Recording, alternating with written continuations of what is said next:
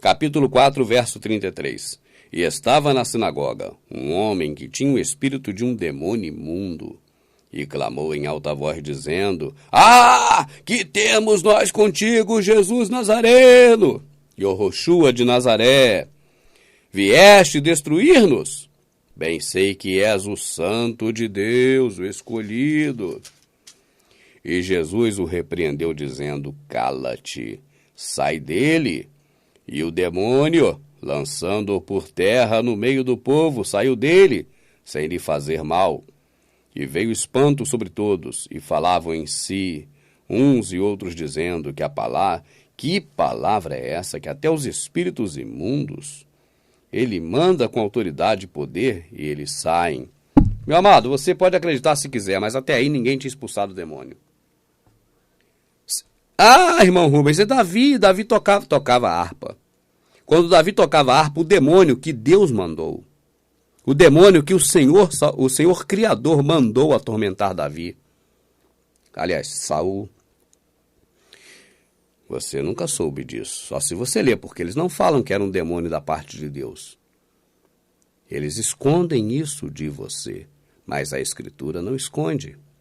Deus enviou da parte dele, do grupo dele, um demônio para atormentar Saul. E aquele demônio não era expulso não, meu amado. Davi tocava a harpa e o demônio saía.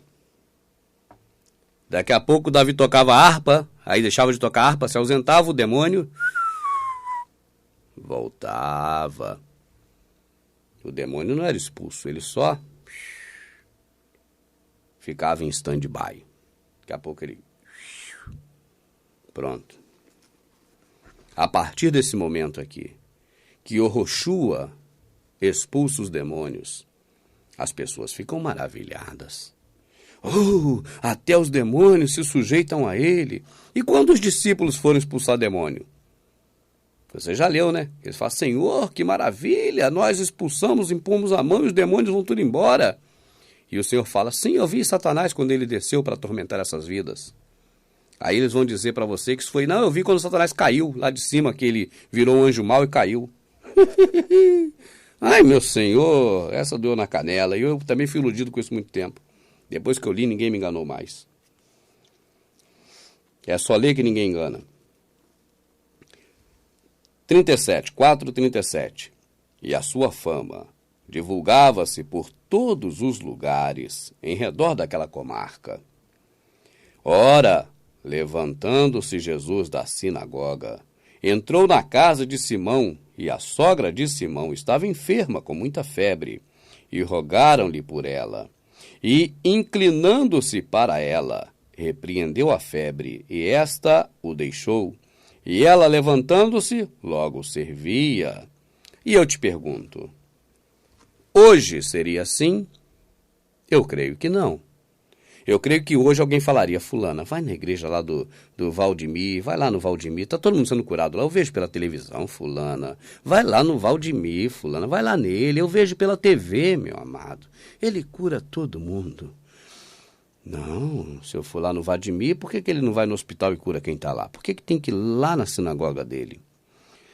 Não, vai no Valdemir, vai no Valdemir. Lá eu vejo, as pessoas saem curadas, Deus opera maravilhas. E aquilo lá, Deus está trabalhando muito ali. Vai lá. E eu te pergunto, meu amado, quem é maior? Valdemir ou Yoshua, o Salvador? Você vai me responder que é o Salvador. Aí eu te pergunto mais uma coisa. Por que não pegaram a sogra de Pedro e levaram na igreja dele? Por que não pegaram a sogra de Pedro e conduziram até a igreja de Jesus? Ou por que não disseram: olha, vai lá na igreja de Jesus, hein, porque lá ele está curando todo mundo? Por que não disseram isso? Jesus não tinha esses prostíbulos onde se prostitui a palavra. Jesus, Yoshua, não compactuava com essas ciladas do diabo. Ele ia nas casas das pessoas. Ele não mandava ninguém ir a um local físico atrás dele. Ele dizia: vinde a mim, todos que estáis cansados e oprimidos, e eu vos aliviarei. Para você ir até Jesus, você vai ter que andar com seus pés? Não. Não é isso que ele estava dizendo. O Senhor Jesus falava assim: sedes meus imitadores.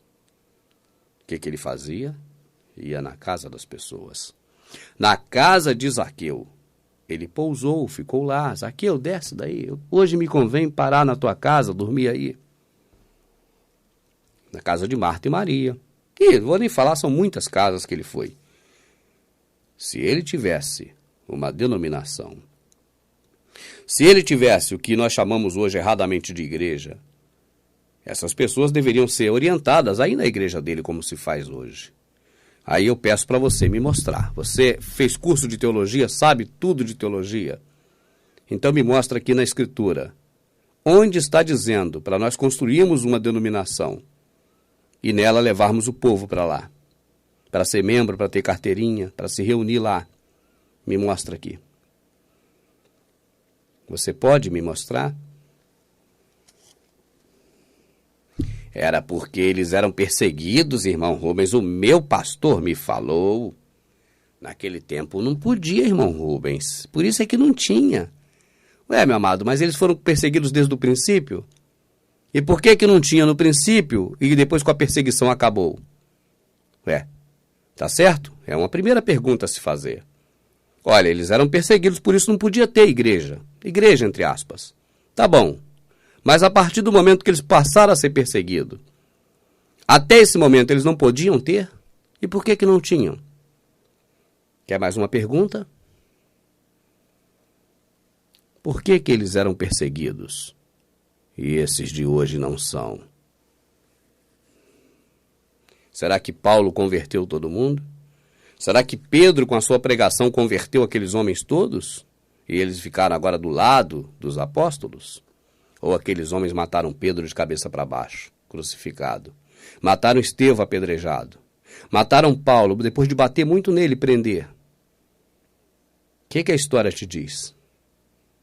Os homens de Deus convenceram que aqueles homens estavam errados, ou aqueles homens que estavam errados mataram o povo de Deus todo? Porque o reino dos céus, desde os tempos de João Batista, foi tomado à força, e homens violentos se apoderaram dele. Esses homens violentos devolveram? A pergunta inicial é: por que aqueles eram perseguidos e os de hoje não são? Os de hoje estão enterrados até o pescoço, meu amado. Tem carteirinha disso, tem CNPJ daquilo, tem título daquilo outro, está tudo dentro do sistema. Tudo contextualizado com o sistema. Como é que o sistema vai perseguir quem está contextualizado com ele? Você bota uma lojinha sua aí e não legaliza na prefeitura, eles vão te fechar, vão te perseguir. Não estou falando que é certo ou errado, estou falando o que ocorre. Tá certo? Eu não estou entrando pelo mérito aqui, incentivando ninguém a fazer nada errado. Eu estou só mostrando para você a verdade. Você monta um sistema de venda, uma loja, e não legaliza a sua loja, o fiscal vai mandar fechar. E você pode responder processo. Vão te perseguir. Mas se você se adequar ao sistema, ninguém te persegue. Pergunto mais uma vez, por que os apóstolos eram perseguidos e os de hoje não são? Por que os apóstolos eram odiados, apedrejados, presos pelo sistema e os de hoje são? Até Prêmio Nobel da Paz já tem um aí querendo conquistar. Deixa o cego conduzir o cego. Se você não é mais cego, sai do meio deles. Você não faz parte desse grupo. Foge enquanto é tempo. Sai dela, povo meu.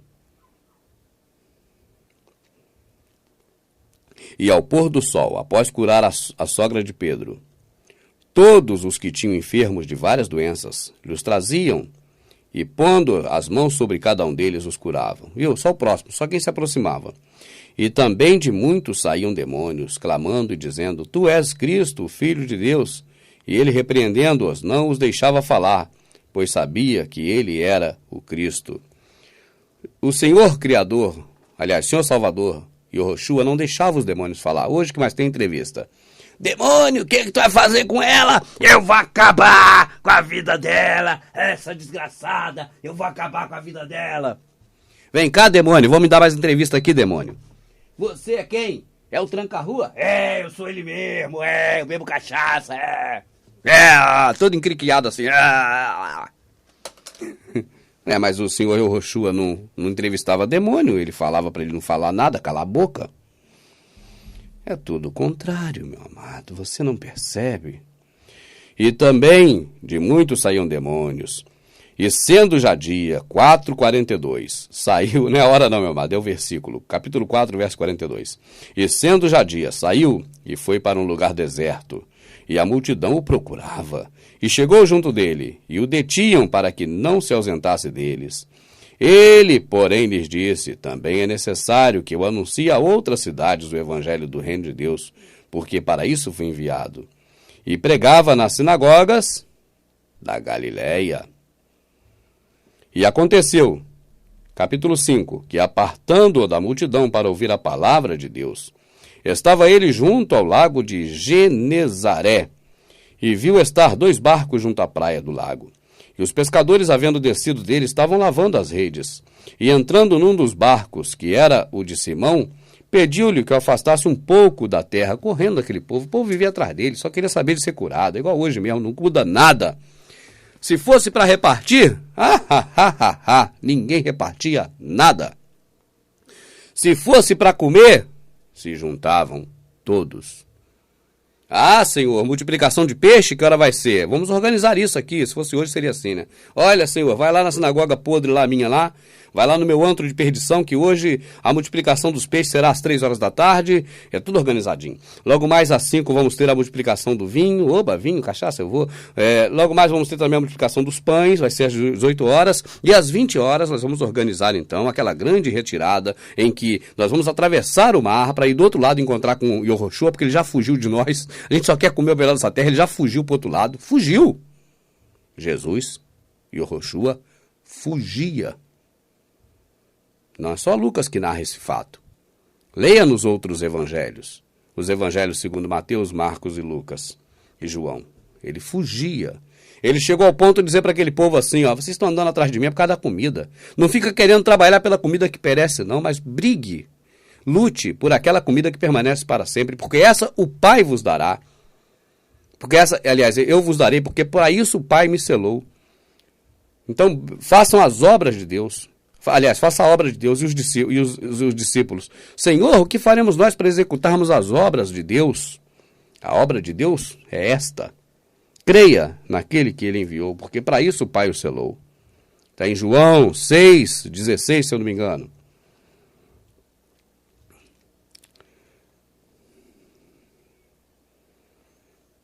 E quando acabou de falar, disse a Simão, faze-te ao mar alto e lançai as vossas redes para pescar. E respondendo Simão disse, mestre, havendo trabalhado toda a noite, nada nós apanhamos, mas sobre a sua palavra eu lançarei a rede. E fazendo assim, colheram uma grande quantidade de peixes, e rompiam-se-lhes a rede, e fizeram sinal aos companheiros que estavam no outro barco, para que os fossem ajudar. E foram, e encheram ambos os barcos, de maneira tal que quase iam a pique.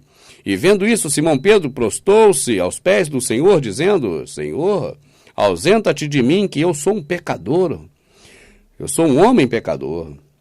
Porém, pois o que o espanto se apoderara dele, e de todos os que com ele estavam, por causa da pesca do peixe que havia feito, e de igual modo também de Tiago e João, filho de Zebedeu, que eram companheiros de Simão. E disse Jesus, Yehoshua a Simão, não temas, de agora em diante será pescador de homens. E levando o barco para a terra, aleluia,